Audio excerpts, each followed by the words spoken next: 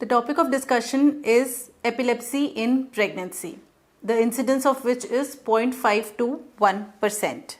So the incidence of epilepsy in pregnancy is 0.5 to 1%. Now there are certain terminologies that you should know.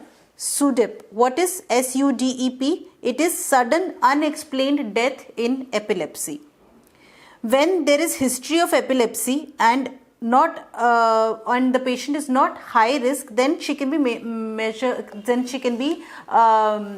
managed as low risk. So if a patient had childhood epilepsy, if she was epileptic before but she is not on treatment right now, she has not had epileptic episode in past quite some time, then she is not a high risk female and she can be managed as low risk as any other pregnant woman.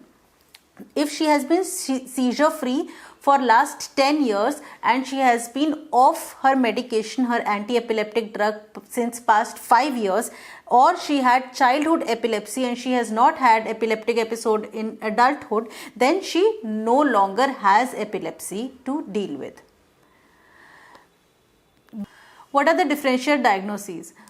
If a pregnant woman throws fit, if there is convulsion during pregnancy, the first thing that should come into your mind is eclampsia. That is far more common than seizure disorder during pregnancy. Now, if it is happening in later half of pregnancy, treat her as eclampsia. Only if you have very high suspicion of eclampsia, epilepsy, apart from eclampsia, only then you would investigate further. Even then, you start magnesium sulfate and then wait for further diagnosis after stabilizing the patient. And once her CT and MRI shows any abnormality which suggests something other than eclampsia, only then you would label her as epileptogenic, as woman with epilepsy and not with eclampsia. So if a patient throws fit in later half of pregnancy, treat her as eclampsia, start magnesium sulfate, and then you can order CT and MRI once the patient is stable. If CT and MRI shows abnormality, then the patient can be relabeled as WWE, that is woman with epilepsy. Okay.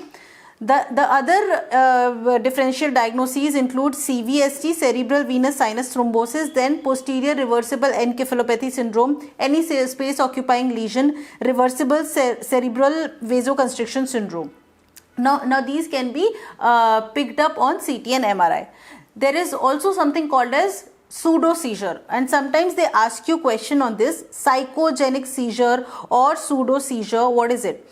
So as the name suggests, since it is psychogenic in nature, it is pseudo seizure, or other terminologies that are used for this type of seizure is dissociative seizure or non-epileptic attack disorder. These are the cases that are pseudo, that are psychogenic, and they are resistant to drugs and they are not associated with EEG abnormality. So the kind of question they frame around this is that they tell you that this such and such patient had seizure. She was put for EEG, and because nothing could be identified and she was not responding to drugs, even after using maximum doses she was still throwing fit. However, her EEG was absolutely normal. Okay, then this is a case of pseudo seizure or psychogenic seizure. Okay.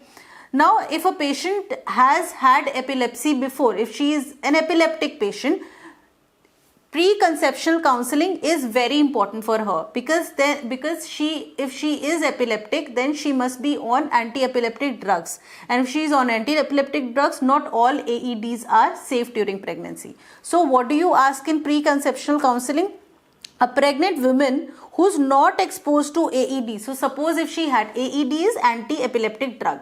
So if she had childhood epilepsy, she has not had epilepsy in past 5 years, she stopped her AEDs long before, then she is not at risk. She can be treated as normal pregnancy, and you also tell her that there are no increased chances of congenital malformation in this case. Okay. The risk of congenital malformation only is there if the patient is on AED, and that also depends on which type of AED she is taking, since how long, at what dose. You have to know that lamotrigine and carbamazepine are used very frequently during pregnancy if a patient is epileptic, because this as monotherapy has very low risk. Now, levetiracetam is another drug that has come up with promising results and is replacing all the other anti-epileptic agents. Although there are not much studies available, but levetiracetam is considered essentially safe during pregnancy.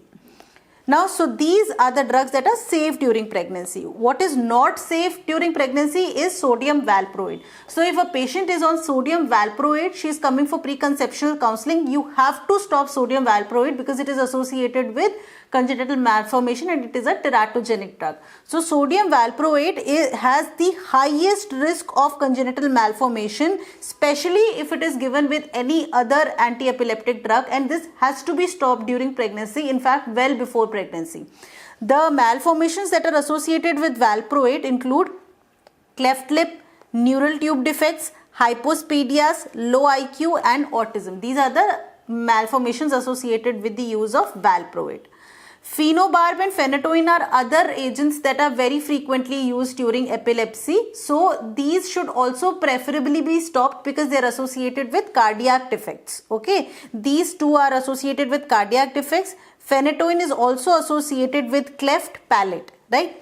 Topiramate, and this is asked very frequently, topiramate is associated with hypospadias. Okay, topiramate is associated with cleft lip, cleft palate and hypospadias. So cleft palate is very frequently seen. It is seen with valproate, it is seen with phenytoin, it is seen with topiramate. Topiramate has a very unique side effect that is hypospadias.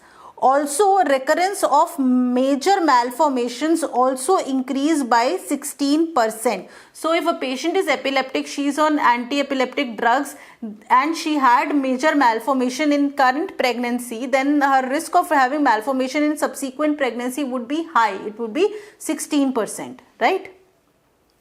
Now, how can you minimize the risk? So, everything boils down to the maintenance of non-epileptogenic state in a female without increasing the risk of malformation. So you identify the drugs, you remove the drug, you replace it with safer drug, and how else can you reduce the risk? By preconceptional folic acid. It is very important to note because preconceptional folic acid is given usually in every female who is trying to conceive, and it should be started at least 1 month prior to conception, right? But in case of epilepsy, when she is on anti-epileptic drug, then instead of 1 month, she requires full 3 months of folic acid before conception. Okay, so this term 3 month is very important for your MCQs. Folic acid at a dose of 5 milligrams. So this is high dose folic acid. This is not 400 microgram. 5 milligram folic acid 3 months prior to conception should be given to WWE on AEDs. Now, this is associated with reduced incidence of neural tube defect and cognitive abnormality. Of course, this folic acid will be continued throughout first trimester like you do in all cases. Valproate, as I told you, should always be replaced. You should try to give monotherapy. So, the idea is to give as low as less number of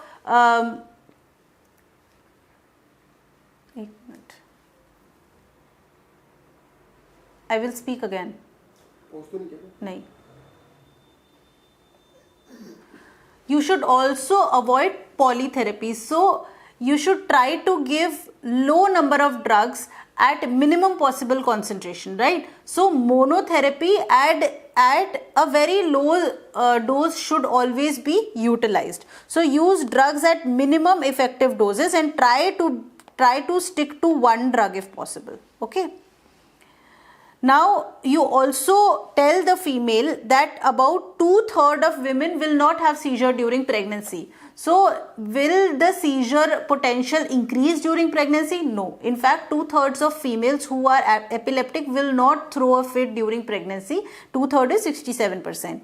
A close observation, however, is needed if the patient had epilepsy within 1 year prior to conception, because these are at high risk of developing seizures during pregnancy like in any other non-pregnant state.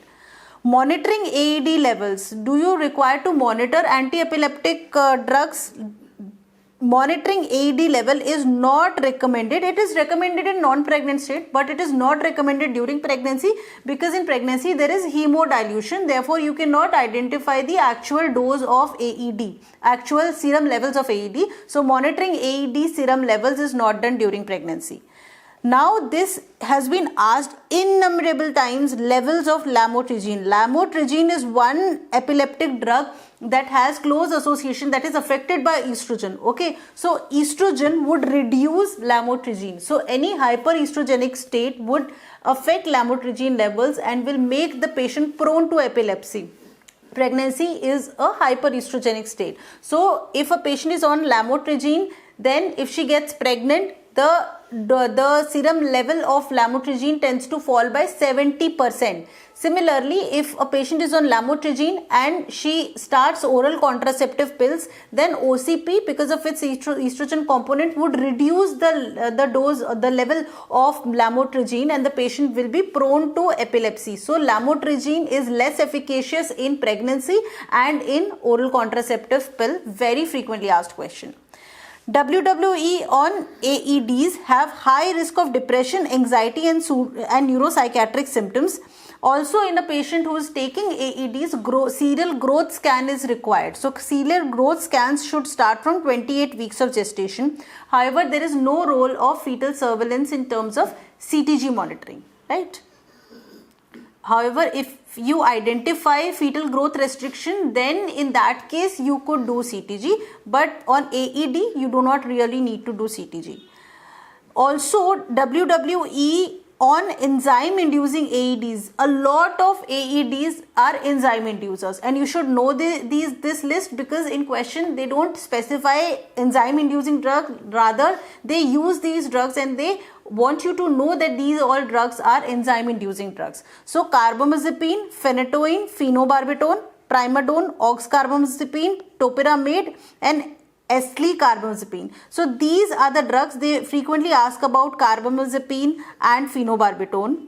So, these are the enzyme inducing drugs, and you have to identify these drugs, because in these cases there is enzyme induction, and therefore the newborn as well as the female is at certain risks. What are the risks? In these patients, you have to administer 1 milligram of vitamin K IM to newborn. Newborn after delivery should receive vitamin K if the pregnant female was on on enzyme inducing AEDs, because this is done to reduce the incidence of hemolytic disease of newborn. Okay.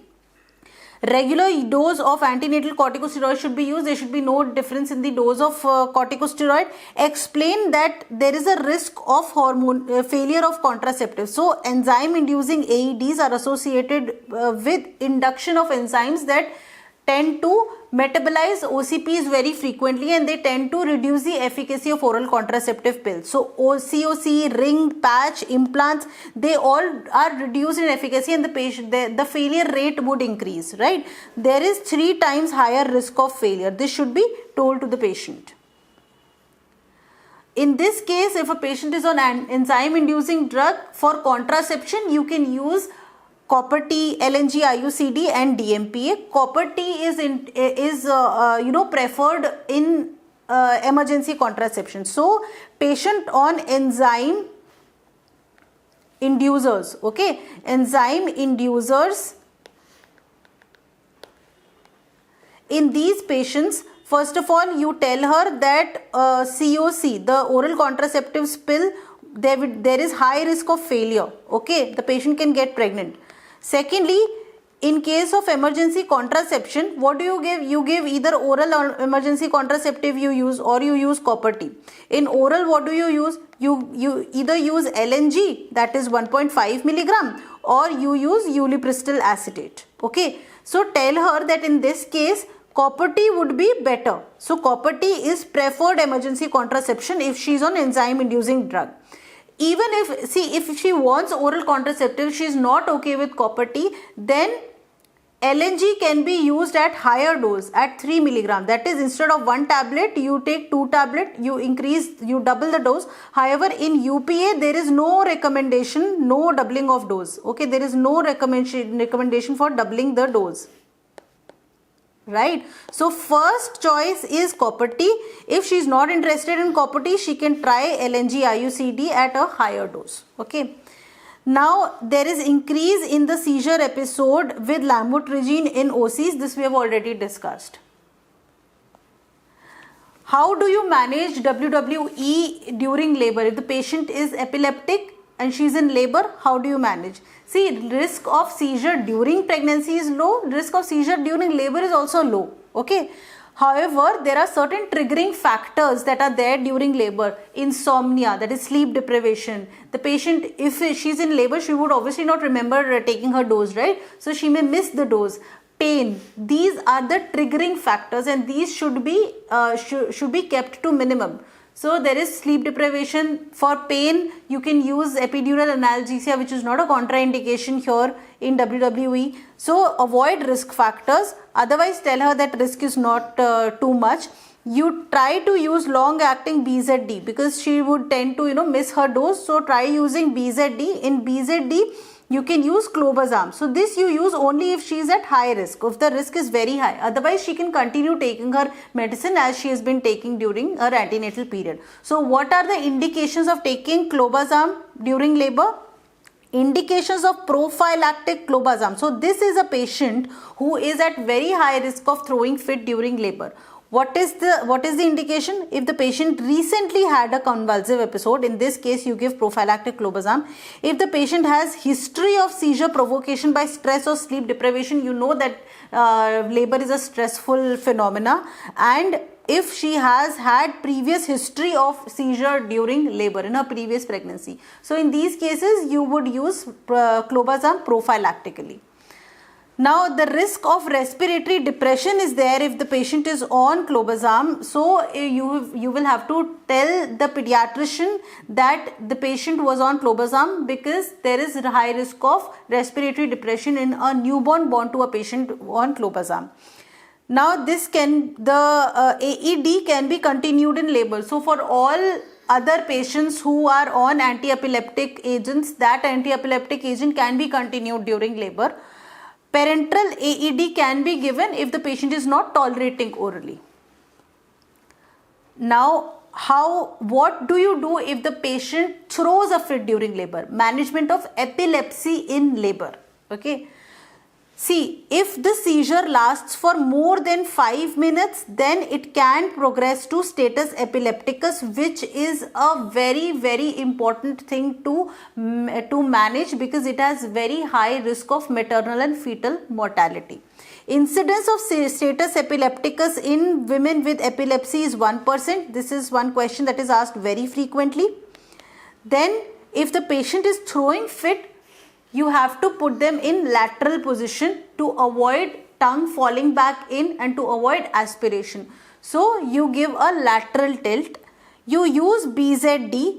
BZD is the drug of choice in status epilepticus, and which benzodiazepine? Lorazepam. Very frequently asked. So the drug of choice for epilepsy during labor or drug of choice for status epilepticus in labor is IV lorazepam. IV lorazepam is the drug of choice. At a dose of 0.1 milligram per kg with 4 milligram bolus dose, okay, with 4 milligram bolus dose followed by calculated dose after 10 to 20 minutes. So for you to know is the drug of choice for status epilepticus during pregnancy is IV lorazepam. As an alternative, if the patient is not taking, if the patient cannot take lorazepam, is allergic or is hypersensitive, then diazepam can be used as an alternative, 5 to 10 milligrams slow IV administration. Now, if she has problem with venous access, okay, if you cannot access vein, if IV drug cannot be given, lorazepam, the alternate is diazepam, IV lorazepam. Lorazepam's alternate is IV diazepam. If IV cannot be accessed, intravenous access cannot be made, then diazepam can be given rectally. This is also asked to you in questions. Diazepam 10 to 20 milligram can be given rectally, okay, and can be repeated after 15 minutes if risk continues. If rectally it cannot be given, then or if diazepam rectal is not available, then you can give 10 milligram of midazolam as buccal preparation. Okay, so it is IV lorazepam. If that cannot be given, then IV diazepam. If IV access is not possible, then rectal diazepam or buccal midazolam. Okay, so this is the flow chart that you should know. If you have given lorazepam or diazepam or any of these four and she still is not controlled on these drugs, if the seizures are still not controlled, then after all of this you can give phenytoin at a loading dose of 10 to 15 milligram per kg. Okay, usually the adult dose is 1000 milligram, so either they can mention 10 to 15 milligram per kg or 1000 milligram. If uterus is hypertonic, which tends to occur during epilepsy, give tocolytic, and once the mother is stable, only then you do CTG monitoring. Okay. Labor analgesia should also be considered. Why? Because as I told you before, pain acts as a trigger. So labor analgesia should be used. But for labor analgesia, what do you give? You can use TENS Entonox, which is a mixture of nitrogen and oxygen, and regional analgesia. Also, what they ask you very frequently, what drug do you use? Pethidine or diamorphine. So when you are confused for regional analgesia, you do not give pethidine for a patient who is epileptic, because pethidine should not be used in epilepsy, because pethidine is converted to norpethidine, which is a metabolite that is epileptogenic. Okay, so pethidine is contraindicated in epilepsy. Instead of pethidine, you can use diamorphine. Alright. If general anesthesia is to be given, this is for regional anesthesia. If general anesthesia is to be given, then you avoid pethidine, of course. You also avoid ketamine and sevoflurane. Okay. So pethidine, ketamine and sevoflurane should not be used in epilepsy. Diamorphine is a preferred drug, and this is asked very frequently. Chance of seizure during and immediately after delivery is low, but it is higher obviously than general population. After delivery, how do you manage? So this we will talk about the management of epilepsy after delivery. Postpartum management, in this you should know that the period of maximum seizure activity is on day 3 postpartum. Alright, so you keep the patient under your care for at least 3 days. Day 3 is a day of maximum risk, right? Also, you avoid and treat triggers. Again, if the patient has pain, insomnia, sleep deprivation, you avoid all the triggers. Arrange pumped breast milk for nighttime freeze, because you want to avoid sleep deprivation. So you should arrange breast pumps, keep the milk stored so that the patient does not have to get up again and again in the night. After delivery, there are certain physiological changes. So there is fluid shift, because there is shift of fluid from the spaces, such as there is increased in renal and hepatic clearance, and this hemodilution is also resolved. There is hemodilution during pregnancy, right? After delivery, there is loss of a lot of fluid is lost through the amniotic fluid, and there is diuresis. So hemodilution is corrected. So the fluid moves from intravascular space to extravascular space. Because the hemodilution is corrected, there is a sudden increase in the in the serum level of AEDs. So the patient can also experience toxicity of drug, which is why you need to modify her dose once she has delivered. So dose modification is required because there is increased because the renal and hepatic clearance is actually reduced, which was increased during pregnancy. Hemodilution is corrected, which was there during pregnancy. So the patient if the dose is not corrected, they are at high risk of toxicity, and toxicity is shown as drowsiness, diplopia and unsteadiness, right? Also, you need to taper the doses within 10 days of delivery because the doses are usually too high. The dose that was there during pregnancy is too high in the postpartum period. Increase the risk of, there is an increase in the risk of postpartum depression. So in general population, the risk of postpartum depression is 11%. In a case of epilepsy, a patient is on anti-epileptic drug, the risk of postpartum depression is as high as 29%. Okay. Now what about the babies who are born to mothers who are on AEDs? Baby born to WWE on AED, you have to monitor these newborns for the adverse effects of AED in utero.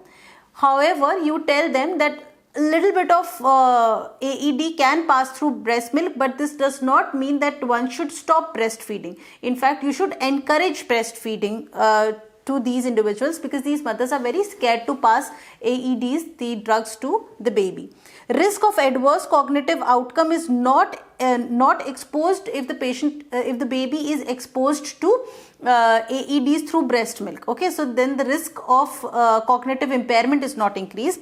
AED transfer rate is however important, okay, because there can be a significant transfer, and this you have to identify by measuring the AED transfer rate. Significant AED is more than 0.6 or increase in AED concentration by 25% from postnatal day 3 to day 1 postnatal day 3 to 1 month of follow-up. So postnatal day 3 you measure the AED value in the newborn, and then you measure it again after 1 month.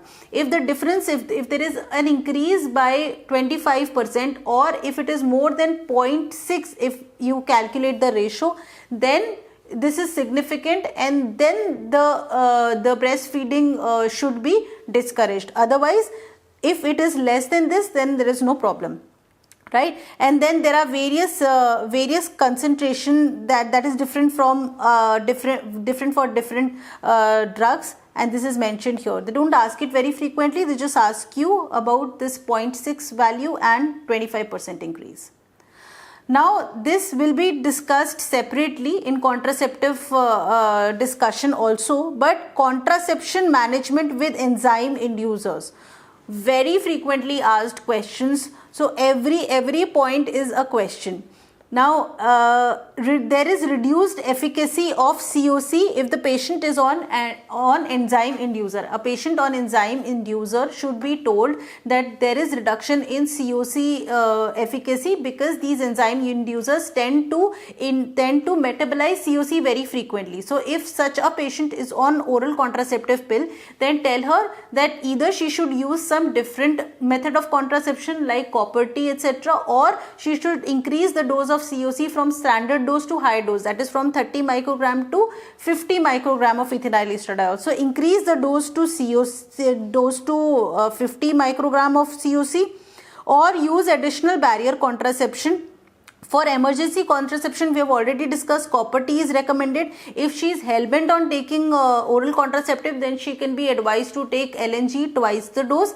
For UPA, there is no such recommendation, so LNG can be used at 3 mg instead of 1.5 mg.